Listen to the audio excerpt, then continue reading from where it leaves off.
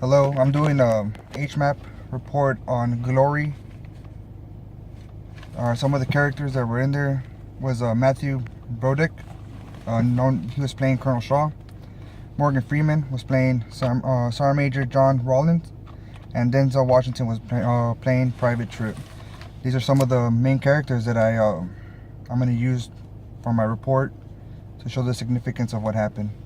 All right, during this time, we saw it was a new time for the military, a new time for black soldiers. And on January 1st, 1863, Lincoln issued the Emancipation Proclamation and authorized the use of blacks as soldiers.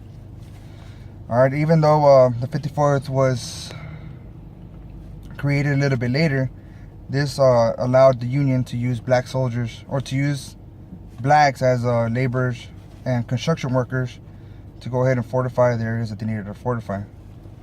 All right, some of the things that the 54th went through was, inequality, like pay, no black officers, and racism. Okay. Some of my information was through a book, a brave black regiment, the history of the 54th Massachusetts Volunteer Infantry, 1863 to 1868, by Captain Louis E. Emilo. He was actually one of the captains in the 54th. There's not that much written history per se, like academic papers and stuff like that. There's a lot of history in here though about it. All right, in July 17th, and so the movie is about how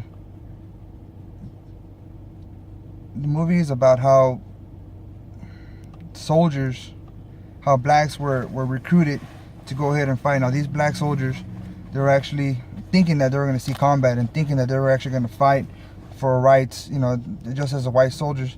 And they were promised certain things. They were promised state aid with their families, plus they were promised $13 a month, which at that time was a lot. All right, captain at the time, Colonel Shaw was a commanding officer. All right, and they all had to be good, because the whole nation was looking at them. All right, so they weren't the first ones, but they were definitely the ones that paved the way. All right, in the movie, I think the movie did a great job as far as portraying what happened, as far as the inequalities, as far as the training, because they had to train extra hard. They had to go the extra mile.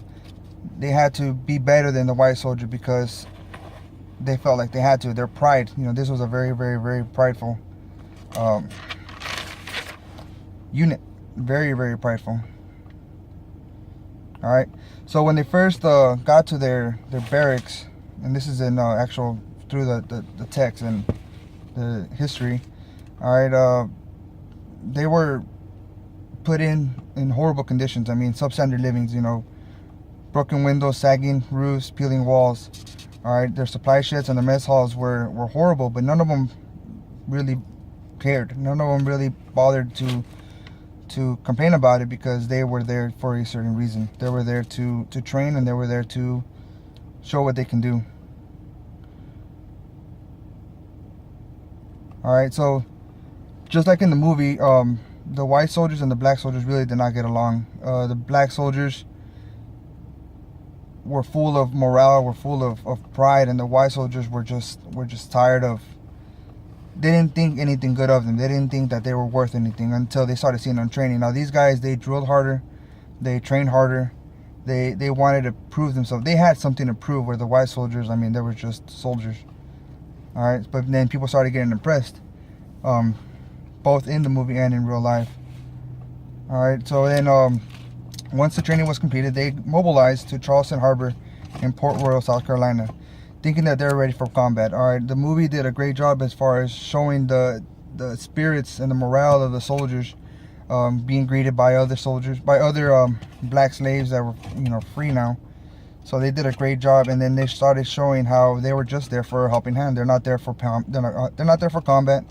They're not there for nothing. They're just there for labor. All right. And this to me was the best thing. Seeing how I'm in the military.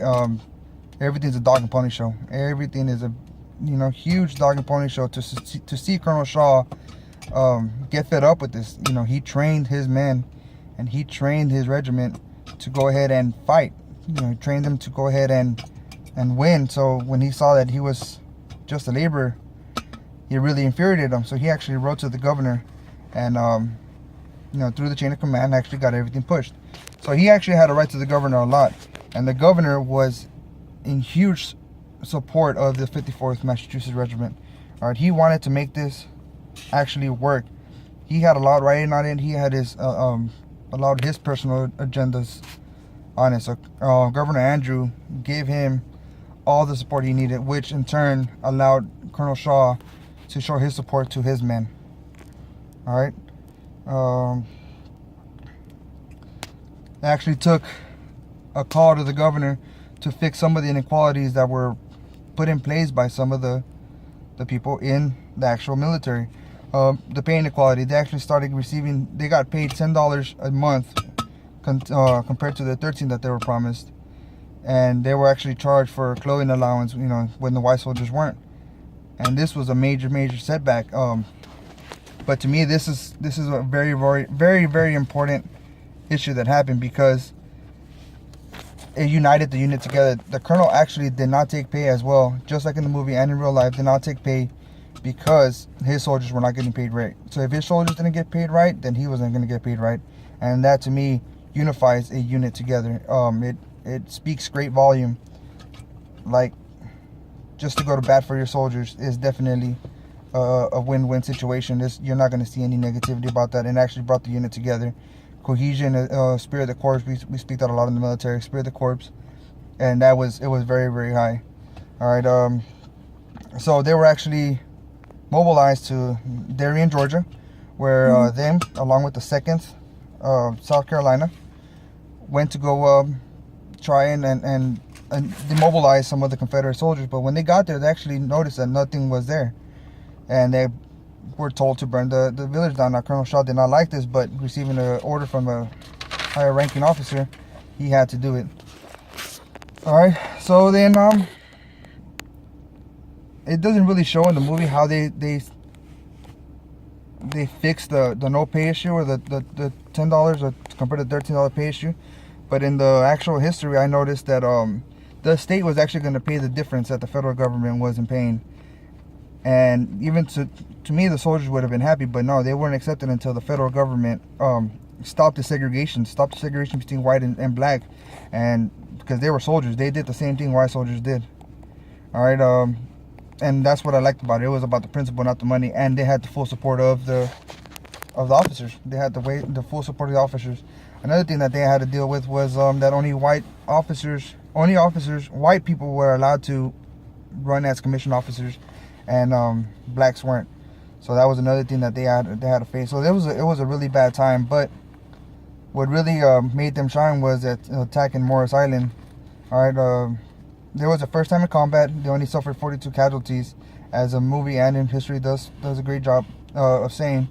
But it made them battle ready. It showed them that they were there. It showed them that they were able to do what they wanted, what they were there to do. All right, they had with that battle, they had shown their value, and it was greatly noted. So in the battle on Fort Wagner, they were, in the movie, it shows them as they were portrayed. They were used as a distraction, if that makes any sense, to go ahead and bring the enemy's focus to one end and not the other. But that battle was actually lost by the 54th and the Union. It was never caught. All right, that was the most casualties in 54's history in one battle, and they had artillery, small arm files. It was a total of 256 total killed, wounded, and missing in action. So that was actually one of the bloodiest battles that the 54th ever had.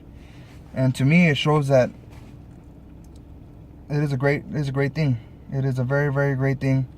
And as far as the history, this unit is full of history. They actually got reactivated in 2008 for honors details. So it goes to show you the rich history. Now this, to me, set the way for me as well, because at one point it was just a white man's only army. Me being Latino, I felt like I am basking in their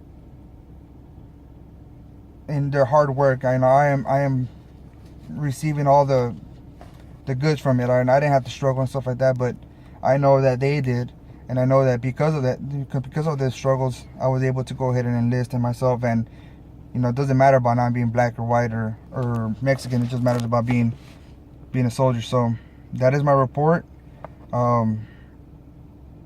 It really changed my views in the military. Really changed how proud I am to, you know, to have served.